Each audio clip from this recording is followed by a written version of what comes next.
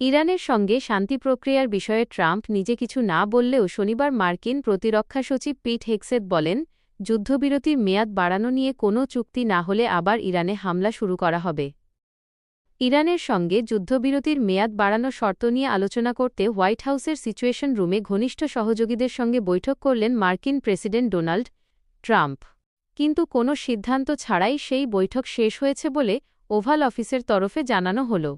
Trump নিজে কিছু না বললেও শনিবার মার্কিন প্রতিরক্ষা সচিব পিট হেগসেথ বলেন, যুদ্ধবিরতির মেয়াদ বাড়ানো নিয়ে কোনো চুক্তি না হলে আবার ইরানে হামলা শুরু করা হবে। তবে হেগসেথ শনিবার হোয়াইট হাউসে ছিলেন না। শাংরি-লা ডায়ালগ-এ যোগ দিতে তিনি রয়েছেন সিঙ্গাপুরে। প্রসঙ্গত, শুক্রবার রাতে বৈঠক শুরুর আগে ট্রাম্প জানিয়েছিলেন, বৈঠকে তিনি নতুন প্রস্তাবটির বিষয়ে চূড়ান্ত সিদ্ধান্ত নেবেন। ওই প্রস্তাব অনুযায়ী এপ্রিলের গোড়ায় দেশের মধ্যে কার্যকর হওয়া যুদ্ধবিরতি আরও ৬০ দিনের জন্য বাড়ানো হবে। ট্রাম্প যুদ্ধবিরতির জন্য ইরানকে দুটি শর্ত দিয়েছেন। প্রথমত, হরমুজ প্রণালীর উপর ইরানের নিয়ন্ত্রণ প্রত্যাহার এবং সেখানে যুদ্ধ পূর্ববর্তী পরিস্থিতি ফিরিয়ে আনা। দ্বিতীয়ত, সমৃদ্ধ ইউরেনিয়াম আমেরিকাকে হস্তান্তর এবং ভবিষ্যতে পরমাণু অস্ত্র তৈরির সমস্ত পথ বন্ধ করা। কোনোটিতেই তেহরান এখনও রাজি হয়নি।